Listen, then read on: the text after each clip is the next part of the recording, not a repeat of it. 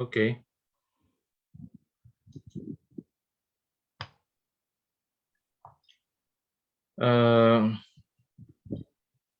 I-share ko muna yung mudakira natin, inshallah.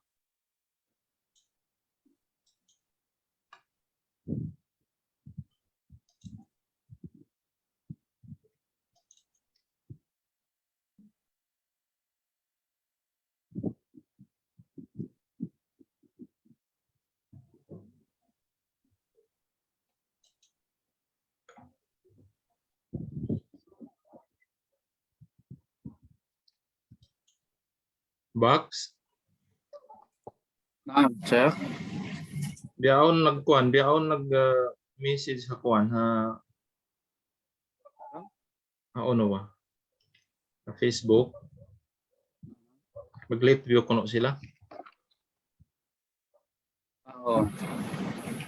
Nag-miss data ako, sir. Sabsin.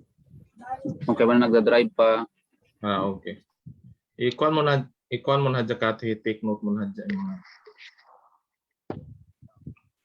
Ubos biya mga kuan on long sin moder on kuno mga sit in hadja.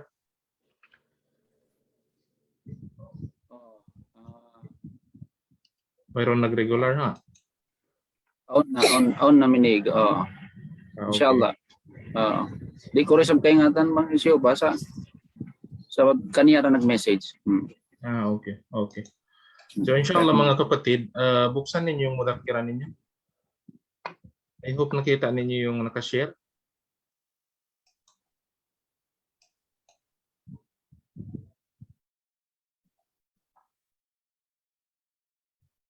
Nakita ba niyo yung nakashare? Why pa, sir? May na-net mo. Ha? Wala po. Wala ba?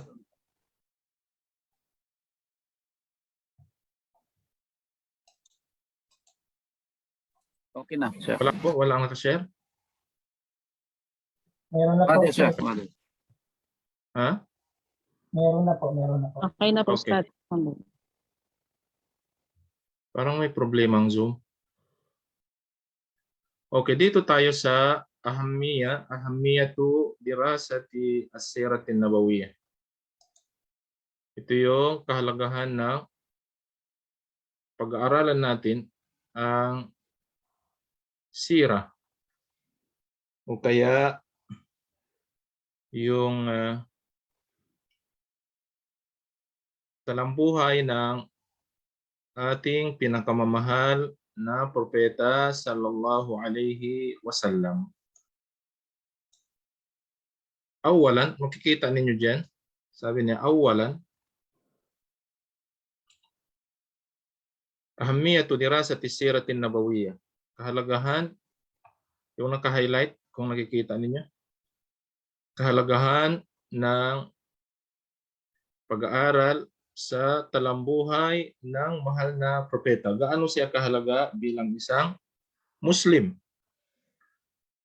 Napag-aralan na natin ang iba't ibang talambuhay ng mga pinaka-tanyag na tao sa balat ng lupa sa buong mundo. Pero mukhang nakakaligtaan natin ang pag-aralan natin ang talambuhay ng mahal na propeta sallallahu alaihi wasallam. Nasa ulado na natin ang iba't ibang kwento ng mga sinaunang mga importanteng tao sa ating paningin, pero ang pinaka-importanteng tao sa paningin ng Allah ay ating ito nakakaligtaan.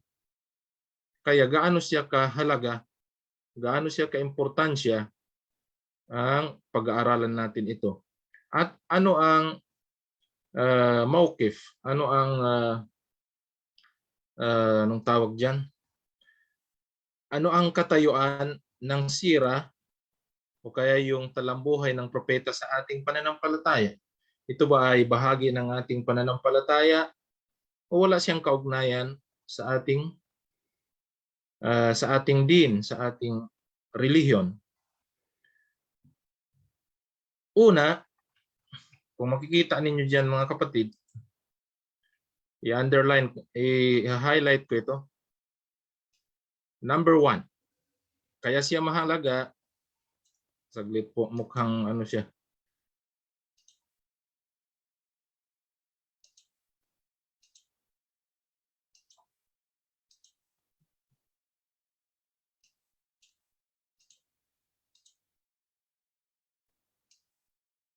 Number one.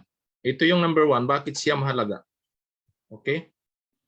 Number one, Siratul Rasul sallallahu alaihi wasallam juz'un min hadad din. Naririnig po ninyo? Opo, Ustad. Ito yung number one. Bakit siya mahalaga? Siratu Rasulillah sallallahu alaihi wasallam juz'un min hadad din. Ang talambuhay ng propeta sallallahu alaihi wasallam ay part siya ng ating relihiyon. Ulitin natin, kaya siya mahalaga dahil part siya ng ating relihiyon. Laktawan muna natin yan. Punta tayo sa pangalawa, Siratun Nabawiyah. Nakikita niyo yung hina-highlight ko? Opo, Ustad. Okay. Wasiratun Nabawiyatu fiha at-tatbiqu al-amali lil-Qur'anil Karim. Ang Siratan Nabawiyah, siya yung implementasyon ng Quran Karim. Implementasyon siya ng Quran. Yung Quran, di ba nakasulat lang? Paano natin siya i-implement sa pamamagitan ng Siratun Nabawiyah? Bakit? Dahil ang Siratun Nabawiyah, siya yung kumbaga siya yung tatbiqul amali. Kung mag-aaral tayo ng computer, mayroon siyang tinatawag na anong tawag diyan? Yung pag-aaralan mo lang, hindi ka makakahawak ng computer. Kalimutan ko lang yung term. Tulungan nga niyo ako. Theory. Theory lang siya. Okay? Pag-aaralan mo muna, pero hindi ka makakahawak ng computer. Ang tawag doon theory. Ito hindi theory. Kumbaga, ang sira, yun ang theory ng Islam. Tapos yung tatbiqul amali, yung hahawak ka na, yung Quran al-Karim. Siya yung, ang Quran, baliktad pala. Ang Quran, siya yung theory. Yung tatbiqi, yung implementasyon, yun ang sira ng propeta sallallahu alaihi wasallam, o kaya yung talambuhay ng mahal na propeta sallallahu alaihi wasallam. So yan ang dalawa, mga kapatid. Yan yung pinaka-pundasyon. Kumbaga, bakit napaka-importante ang pag-aaralan natin ang Siratun Nabawiyah. May mga tao makikita natin sa Facebook, magsusulat sila ng kung ano-ano. Sabihin, I love Muhammad sallallahu alaihi wasallam, I love Prophet, pero hindi naman nila pinag-aralan ng talambuhay. Hindi yun totoo. Kung totoong mahal natin ang propeta sallallahu alaihi wasallam, pag-aralan natin ang talambuhay niya, tapos isabuhay natin ang kanyang mga aral. So dito sa number 1, yaqulullahu subhanahu wa ta'ala, yung balik tayo dito sa number 1, yung Siratul Rasul juz'un min hadad din. Ang talambuhay ng propeta ay bahagi o kaya part siya ng ating pananampalatayang Islam o kaya yung relihiyong Islam. Ano ang dalil natin? Ano ang pruiba natin? Ano ang basihan? Sabi ng Allah subhanahu wa ta'ala, ito ay matatagpuan natin sa Suratul Najm, verse 3 hanggang 4. Okay, verse 3 hanggang 4. Nga pala, saglit lang ha.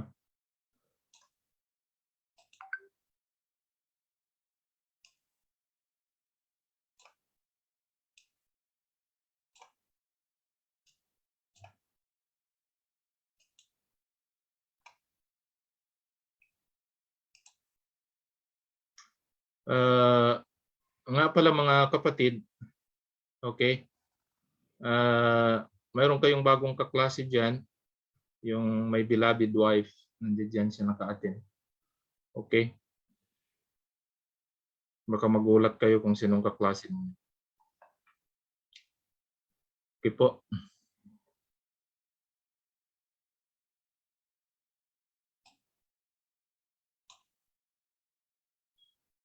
So, ang Siratul Rasul sallallahu alaihi wasallam juz'un min hadad din.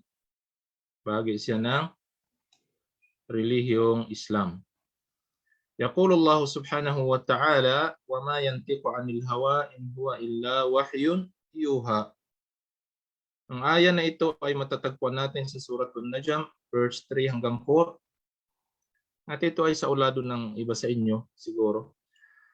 Sabi ng Allah, wa ma yantiqu 'anil hawa in huwa illa wahyun yuha. Ang propeta sallallahu alaihi wasallam ay hindi siya nagsasalita ng sarili niyang gusto, ngunit in huwa illa wahyun yuha.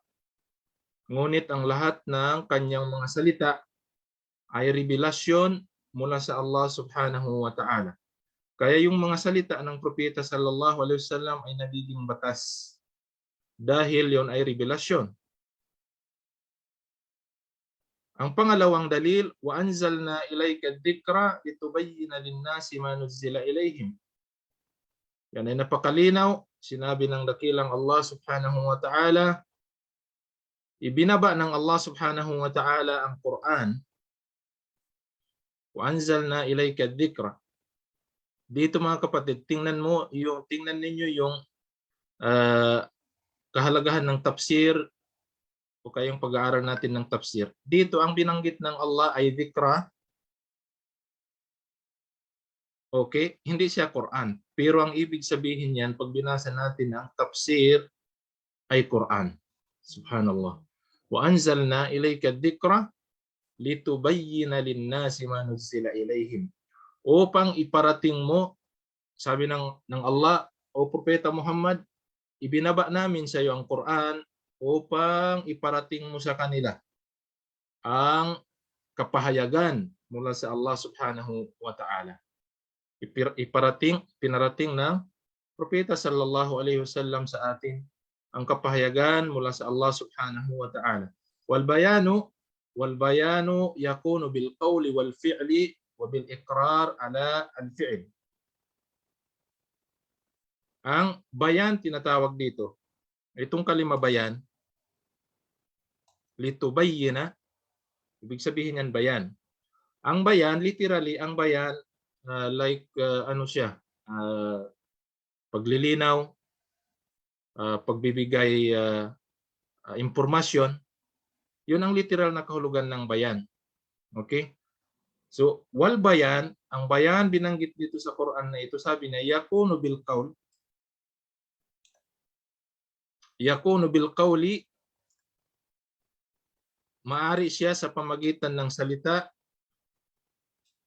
wal fi'li, at sa pamagitan ng gawa, wal ikrar, at sa pamagitan ng pagsunod doon sa mga kautusan ng propeta sallallahu alaihi wasallam. So yan ang ibig sabihin ng bayan dito sa aya na ito. Ulitin natin, sabi ng Allah, wa anzalna ilayka ad-dhikra litubayyana lin-nas ma nuzzila ilayhim. Ipinadala namin, o Propeta Muhammad, ang Quran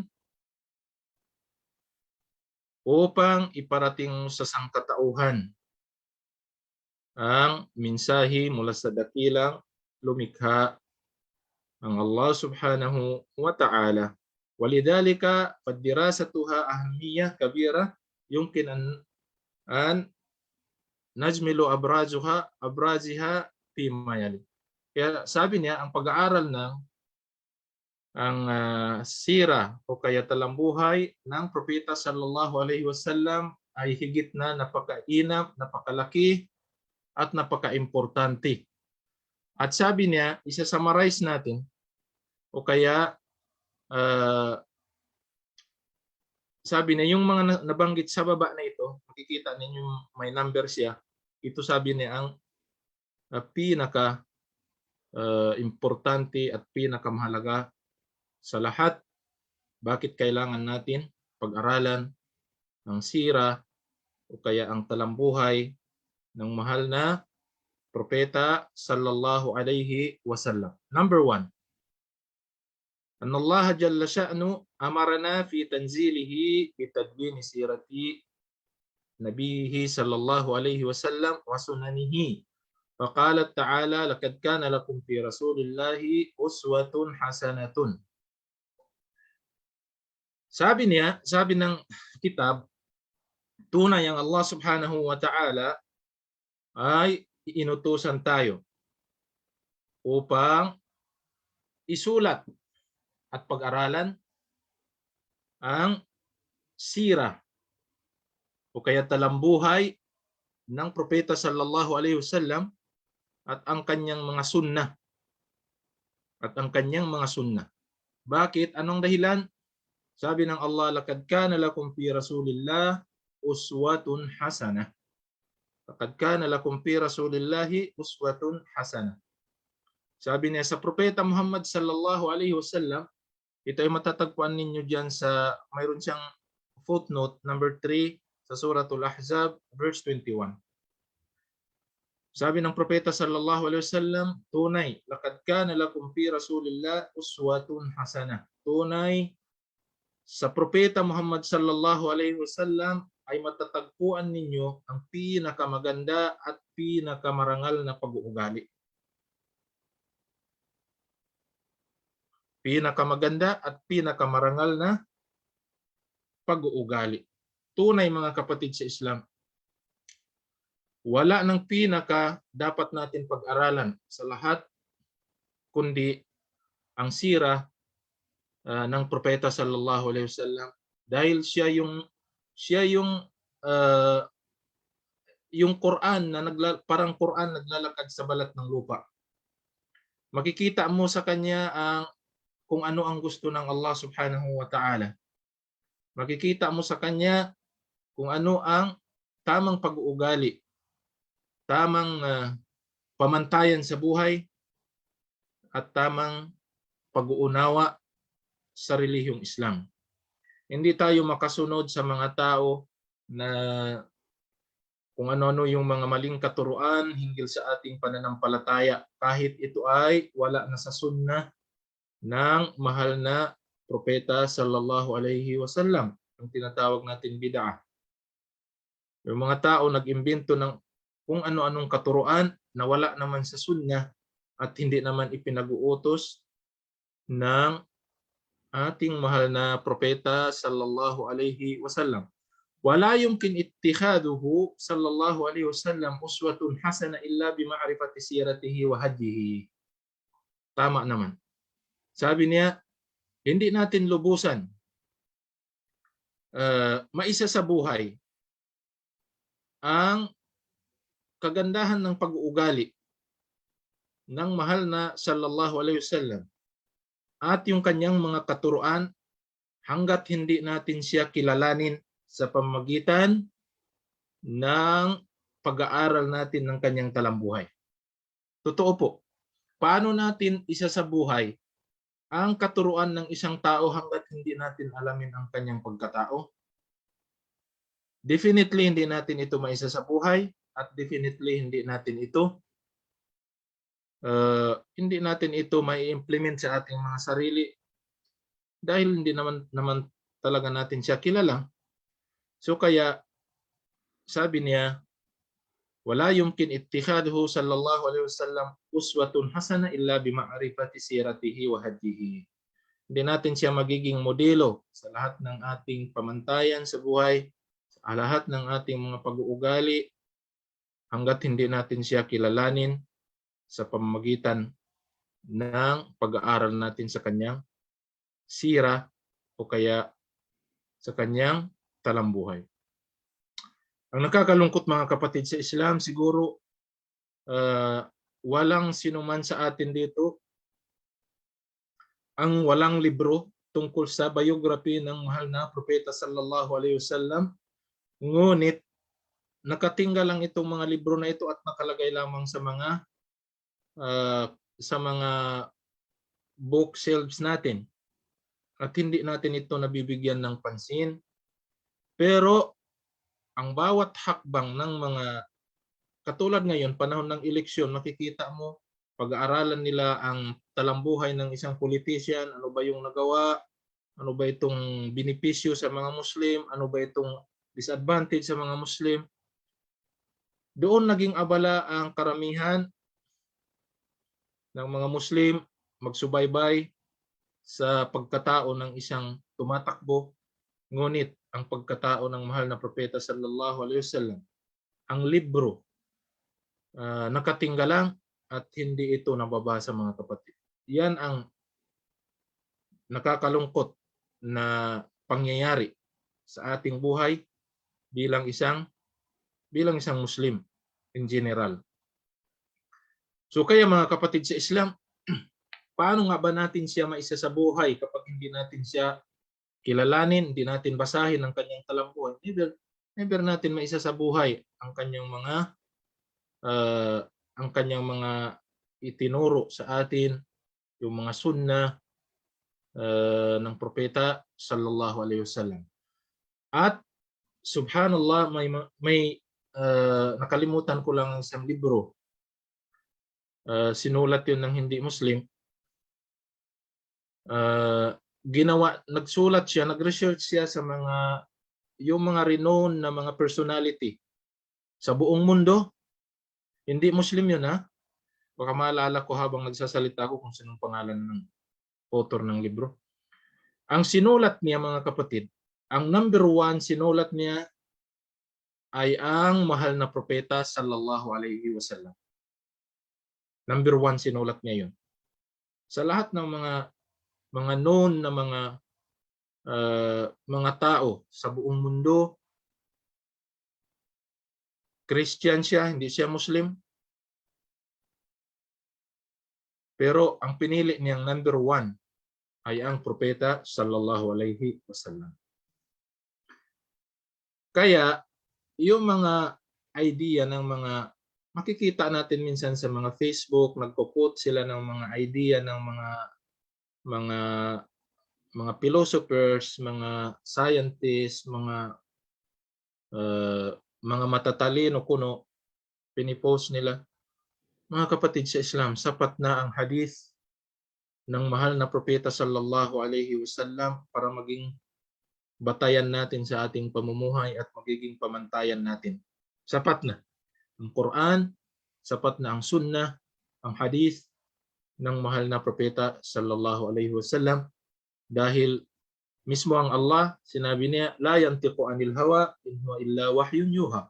Ang propeta sallallahu alaihi wasallam, hindi siya nagsasalita ng galing sa kanyang sariling gusto, kundi ito ay galing sa propeta, galing sa Allah subhanahu wa ta'ala, at ito ay revelasyon. Ngayon mga kapatid sa Islam, wala tayong makikita na isang tao na tanyag ang kanyang pangalan sa loob ng 24 hours na binabanggit ang kanyang pangalan sa pamamagitan ng pagtawag sa pagdarasal. Yung sinasabi, naririnig natin sa mga masjid, sa mga moske, sabi, Ashhadu anna Muhammadan Rasulullah. Sa loob ng 24 hours, walang tigil ang pagbabanggit ng kanyang pangalan sa buong mundo. Nag-iiba-iba ang oras at umaayon ang pag-aadan doon sa oras ng lugar na kinaroroonan natin. Kaya walang tigil ang pagbanggit ng Ashhadu anna Muhammadan Rasulullah. Yan ang nag-iisang propeta sallallahu alaihi wasallam. Maririnig natin ang kanyang pangalan sa loob ng 24 hours, mga kapatid. Kaya siya yung uswatun hasanah. Wal ilmu bihada, sabi niya, wadhalika la yakunu illa bitadwin siratihi. Wal ilmu bihada وذاك لا يكون إلا بتدوين سيرته وسننه وهديه في قوله وفعله وتقريره صلى الله عليه وسلم.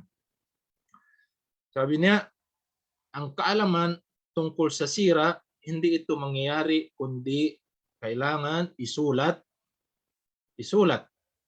ang talambuhay ng mahal na propeta sallallahu alaihi wasallam at yung kanyang mga sunnah wa sunanihi wa hadihi at yung mga guidance, panuntunan itinuro sa atin ng mahal na propeta sallallahu alaihi wasallam, mga kapatid.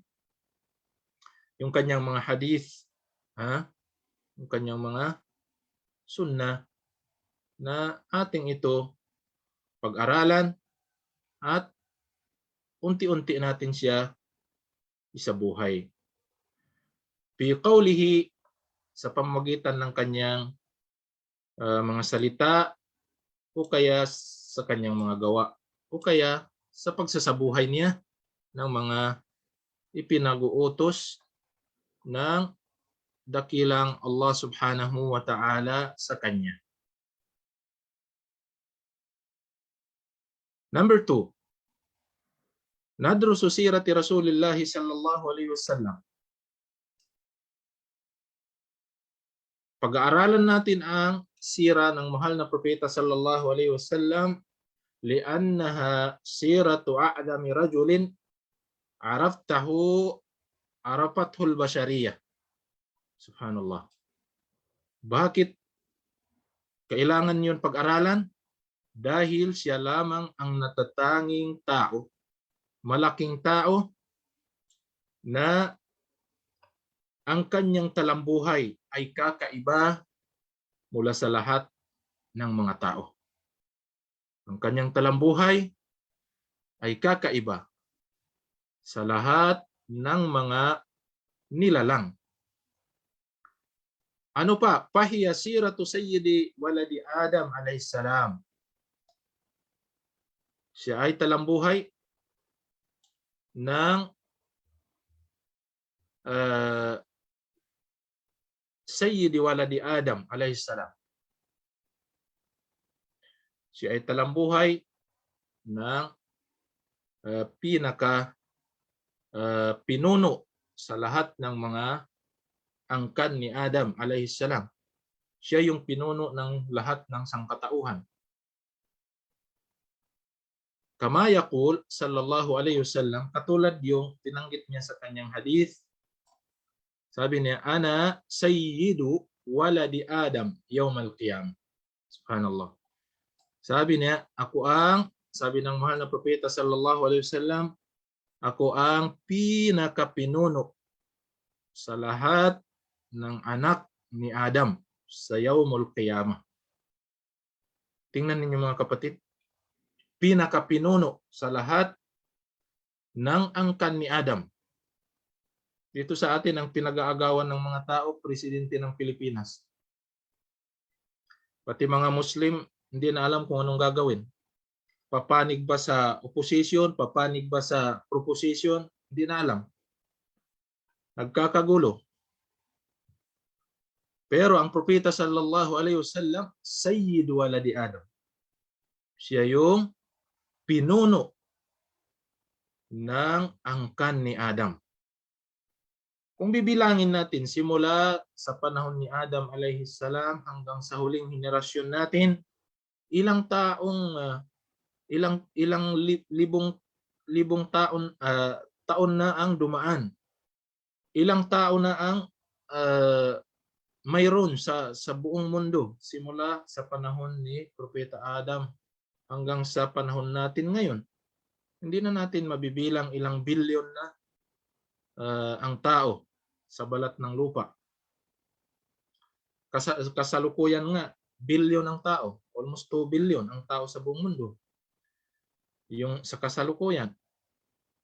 Paano na yung simula? Kung bibilangin natin simula sa panahon ni Propeta Adam alayhis salam hanggang sa panahon natin ngayon. Hindi na natin mabibilang, mga kapatid. Ang Propeta Muhammad SAW, siya yung presidente, siya yung pinuno sa lahat na yun. Isipin ninyo. Kaya, ganun na lamang kahalaga ang pag-aralan natin ang sira ng mahal na Propeta sallallahu alaihi wasallam. Sabi natin, mga kapatid, at yung hadith na ito ay matatagpuan natin sa Sahiho al-Imam Muslim, sa libro niya, volume 4, sa hadith number 1782. Kung gusto natin, puntahan yung reference na yan. So mga kapatid sa Islam, sinabi natin bawat klase natin 2 pages ang kukunin natin. Ngunit kanina, sa totoo lang, nahirapan ako pumasok sa Zoom. Hindi ko alam kung ano yung problema. At nakailang beses ko pinatay at pumasok. So kaya ngayong araw, 1 page lang ang nakuha natin. Alhamdulillah, at least mayroon tayong tutunan. Ang advice ko sa inyo, mga kapatid sa Islam, kung mahal natin ang Propeta sallallahu alaihi wasallam, yung pagmamahal galing sa puso, hindi pagmamahal sa dila lamang. Pag-aralan natin ang kanyang talambuhay at unti-unti natin ito isa sa buhay sa ating araw-araw na pamumuhay dito sa mundo hanggang sa tayo ay babalik sa Allah subhanahu wa ta'ala. At tiyak, mga kapatid, nakasalalay ang tunay natin tagumpay sa pagsunod natin sa Kanya. Yung tagumpay walang hangganan hanggang sa inshallah subhanahu wa ta'ala sa paraiso ng dakilang Allah subhanahu wa ta'ala. Puputulin muna natin, mga kapatid. Kung mayroon kayong katanungan, mayroon kayong gustong i-share o something, bukas po ang Zoom natin, inshallah. Malaya pong magsalita, magtaas lang ng kamay, inshallah.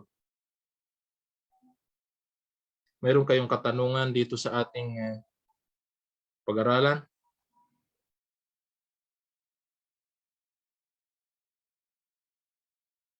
Magtaas lang po kayo ng kamay, inshallah.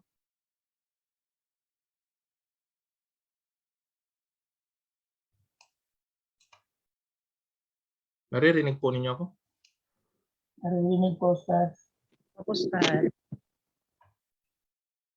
Wala pong magtatanong. Baka ako magtatanong sa inyo pag hindi kayo magtanong.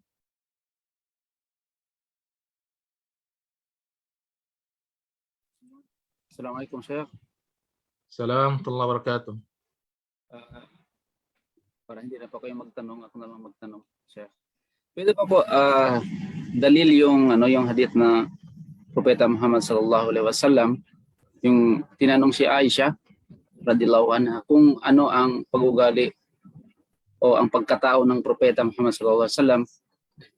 Ano niya, sinabi niya ang Quran. Tama Dito yun. sa Dalil sa? yung sa number 2 na yung an-nabi fiha yung sabi Ustad na dumating ang mga sahaba kay Aisha radhiyallahu anha. Sabi niya, tingnan ninyo, subhanallah, ano ang pag-uugali ng propeta sallallahu alaihi wasallam? Kasi mga kapatid, subhanallah, yung pag-uugali, napaka-importante yan. Kahit maamo yung mukha mo, pero ang pag-uugali mo ay pangit, wala pa rin kwenta yun. Okay? Pero ano talaga yung tamang pag-uugali? Kasi minsan natuturuan tayo sa mga eskwelahan, mayroon tayong mga values, education, mayroon tayong mga iba't ibang mga napag-aralan. Pero ano ang tamang pag-uugali talaga pagdating sa atin? Ito yung sinagot ni Aisha radhiyallahu anha. Sabi niya, khuluquhu al-Quran. Khuluquhu al-Quran. Ang pag-uugali ng propeta sallallahu alaihi wasallam ay ang Quran, dahil ang Quran punong-puno ng magagandang pangangaral, magagandang pag-uugali. So ang tanong, pwede ba yon gawin dalil dito sa pangalawa? Laqad kana fi Rasulillahi uswatun, dito sa pangalawa, madarrisus sira ana box amin haon haunin ko mamin hap last year karwa tawamin panagnan. Sa yung ano Ustad, yung pagsabi mo sa juz'un min hadal din, Okay, tapos ay mo anuhan natin muna, punta tayo dito sa number 2. ah, Okay. number 2 Walang dito, ang nabipi. pwede 'yun, pwede maging dalil. Wala naman tayong makikitang contradiction. So pwede siya gawin dalil dito. Wasiratun nabawi fi tatbiq al-amali lil Quran al-Karim. Tama. Dahil ang siratun nabawiyah tatbiq amali siya. Yung pag-implementasyon natin ng Quran. O kaya yun nga yung ano. Wasiratun nabawiyah fi tatbiq al-amali lil Quran. Kaya khuluquhu al-Quran. Ang propeta sallallahu alaihi wasallam, ang pag-uugali niya ay Quran. Kaya nga tayo nag-aaral ng Quran, kaya tayo nag-aaral ng Sunnah para sa gayon. Dahil mga kapatid, subhanallah, pahalagahan natin ang ating relihiyon, pahalagahan natin ang ating din. Dahil nandiyan yung antas natin. Nandiyan yung tagumpay natin, yung tunay na tagumpay natin. Kapag pinag-aralan natin ang Islam, kapag pinag-aralan natin ang hadith, isinabuhay natin, subhanallah, yan, nandiyan nakasalalay ang ating tunay na tagumpay dito sa mundo, lalo na sa kabilang buhay. Sinong mag-aakala mga kapatid, mabubuhay pa tayo after 100 years from now? Walang mag-aakala. So ano ang dadalhin natin para sa kabilang buhay?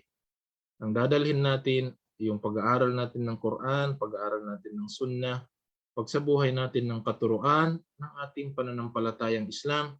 Dahil kapag hindi natin ito na isabuhay, kapag hindi natin pinag-aralan, tunay na walang magsisisi, kundi ang ating mga sarili sa araw na tayo ay magbabalik sa Allah subhanahu wa ta'ala.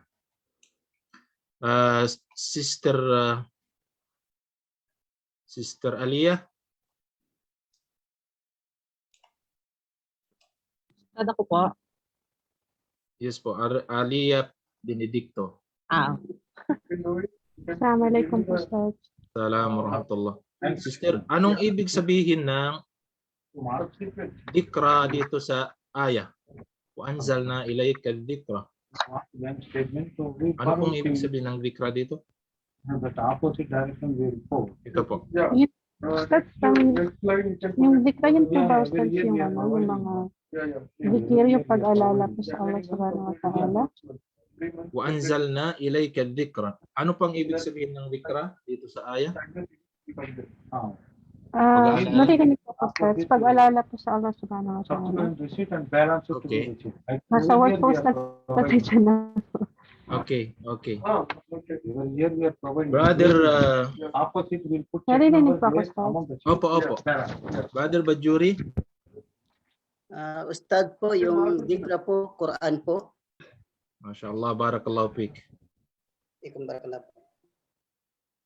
Ang dikra, ang ibig sabihin po ay Quran. Wa anzalna ilayka dhikra. Pero ang tafsir niyan, kaya sa Quran, kapag binasa natin ng literal, at hindi natin binasa ang tafsir, akala natin remembrance of Allah, dhikr. Hindi po dhikr, kundi yan ay Quran ang ibig sabihin. Sister Maryam Magsayo.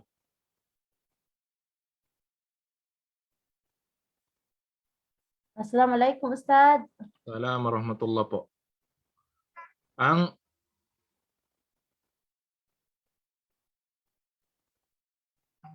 tinatawag na bayan na napag-aralan natin kanina, sa anong pamamaraan maisakatuparan natin ang tinatawag na albayan?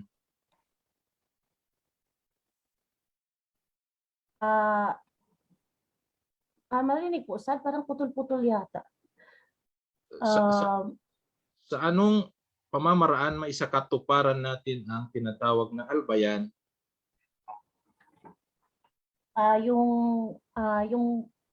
Yung pagpapaliwanag Okay. ay sa pamamagitan ng yung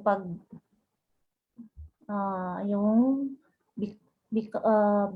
bikauli, yung pagbigkas. Okay. Bifi'li, Bilqawli. yung paggawa. Walfi'li. Yung paggawa at saka yung pagsunod. Pagsabuhay, pagsunod. Opo. Mashallah. Barakallahu fik, Sister Mariam. Jazakumullah khair. So hanggang dito na lamang muna tayo mga kapatid. Inshallah, lumagpas tayo sa oras paumanhin. Jazakumullah khairan. Wa sallallahu ala nabiyina Muhammad wa ala alihi wa ashabihi wa sallam. Assalamualaikum warahmatullahi wabarakatuh. Waalaikumsalam warahmatullahi warahmatullahi wabarakatuh. wabarakatuh. Jazakallahu khairan po. Jazakallahu khairan.